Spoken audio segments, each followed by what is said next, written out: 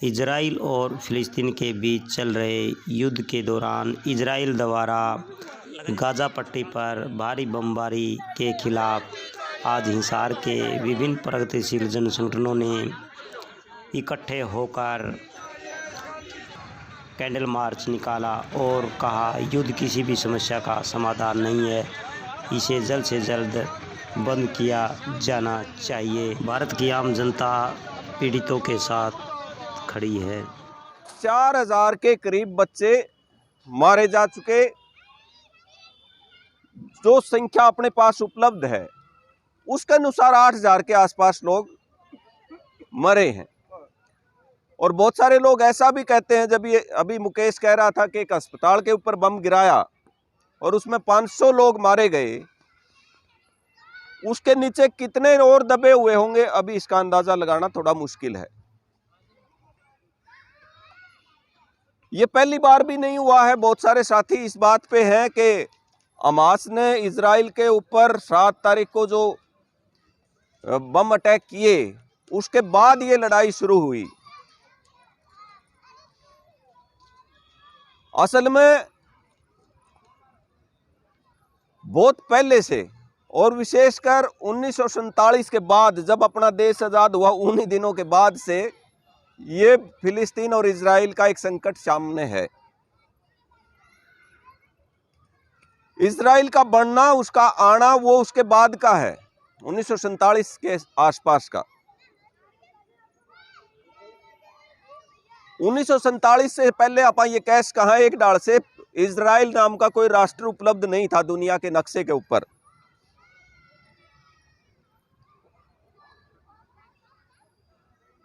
उन्नीस सौ 1914 से 1919 के बीच जब पहला विश्व युद्ध चल रहा था, उस टाइम जो साम्राज्यवादी देश हैं, जो एक देश के ऊपर दूसरा देश कैसे कब्जा करे इस बात की लड़ाई लड़ रहे थे, उस टाइम अंग्रेजों ने समझौते के बीच में इंग्लैंड ने यहूदियों के लिए, विशेष धर्म यहूदियों के लिए यह तय किया था कि हम आपको एक अलग जगह देंगे, और वो अलग जगह फिलिस्तीन के पास होगी।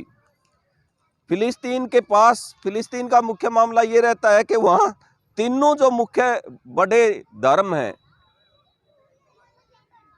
यहूदी, मुस्लिम और ईसाई, उन तीनों की पूजने की जगह, प्रार्थना करने की जगह, वो सब मानते हैं कि हमारी मुख्य जगह यहाँ से है। और यहूदी मानते हैं कि हमारा धर्म यहाँ से पैदा हुआ और यहीं से हम बाहर गए, और सबसे पहले हमारा धर्म पैदा हुआ यहाँ, इसलिए ये जगह हमारे लिए होनी चाहिए। 1921 में जब सोवियत संघ बन गया, उन्होंने इस बात का खुलासा करा कि इंग्लैंड ने दूसरे देशों के साथ मिलकर ये समझौता किया है कि फिलिस्तीन के आसपास ये जो इलाका है अरब के आसपास का, ये यहूदियों के लिए उपलब्ध होगा। और उस समझौते के तहत उन्होंने उसको, तमाम यहूदियों को वहां बसाना शुरू कर दिया। और दूसरे विश्व युद्ध में जो 1939 के बाद शुरू हुआ, एक ढंग से अपन ये मान कहा कि बड़ी संगठित ताकत, संख्या की दृष्टि से सबसे बड़ी ताकत वो जर्मनी में थी, यहूदियों की। और जिस तरह का हिटलर का जो मानना था कि यहूदी जो है ना वो प्योर नस्ल के नहीं है, और ये वो प्योर नस्ल के हैं, इसलिए जर्मनी में केवल और केवल जर्मन लोगों का रहने की जगह है, दूसरे लोग यहाँ नहीं रह सकते।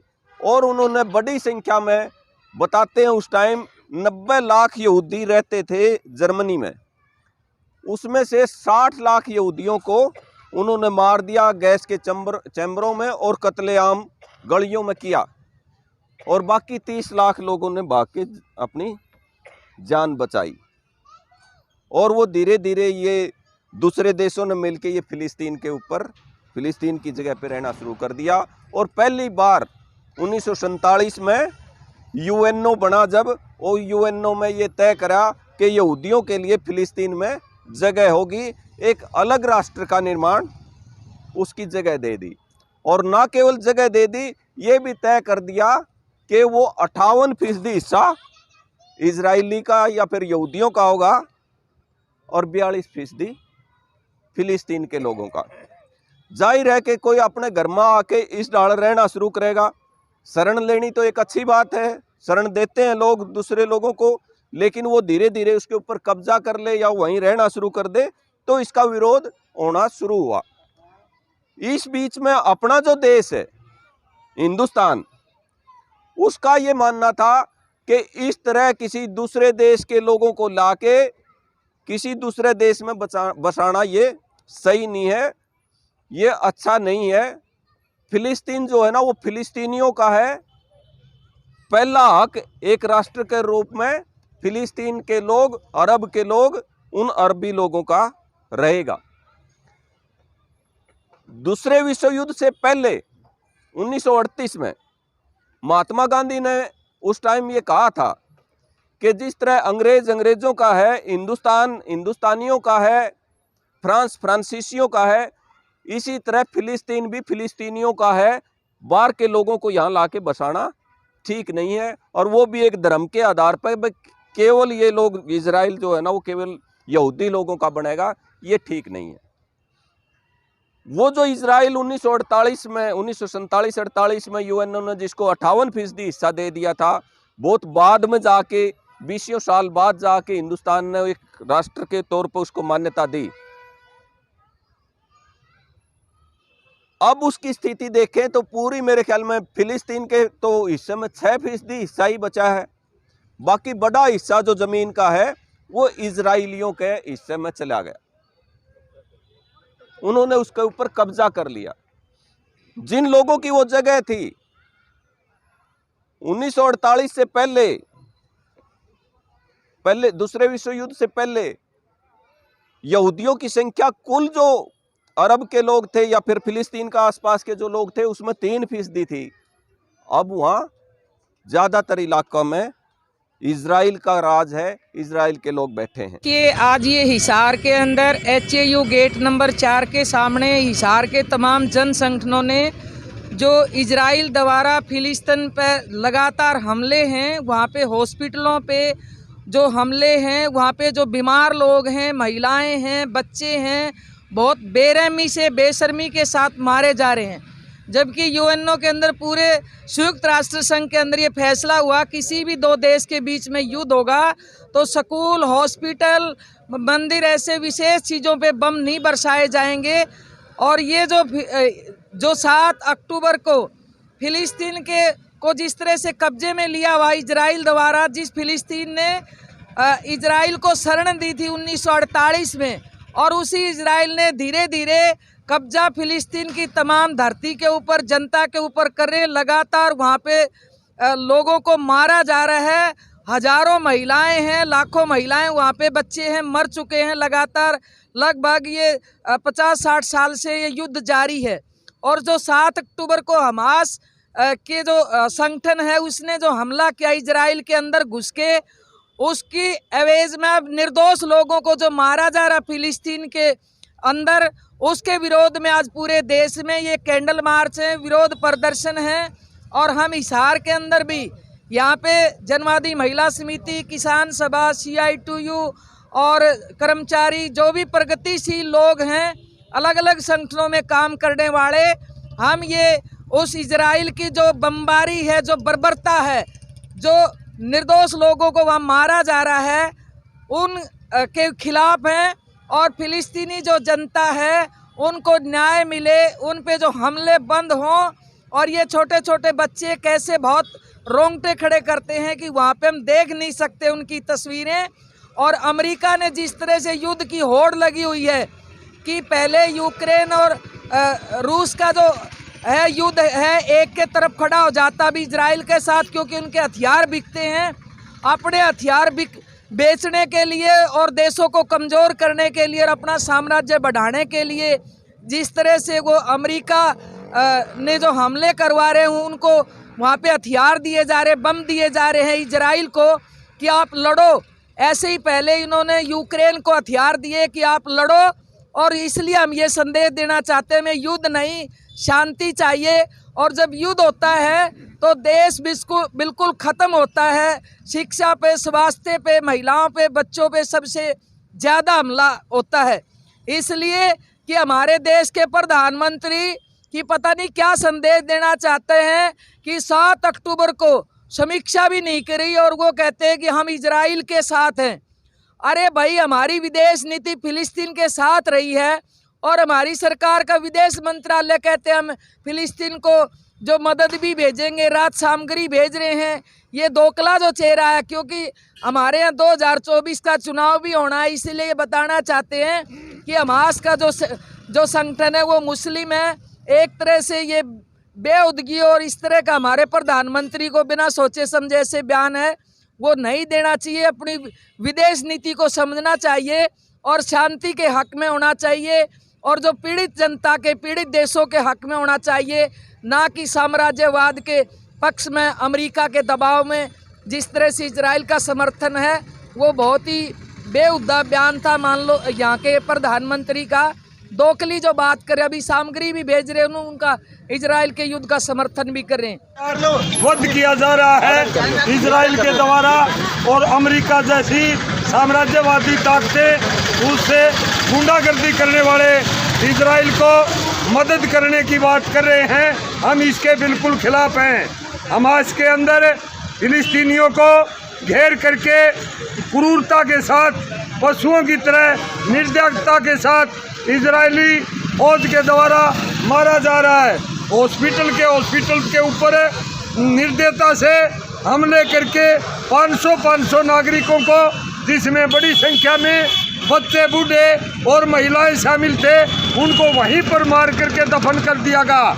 इसको हम कतई बर्दाश्त नहीं करेंगे और सारी दुनिया देख रही है।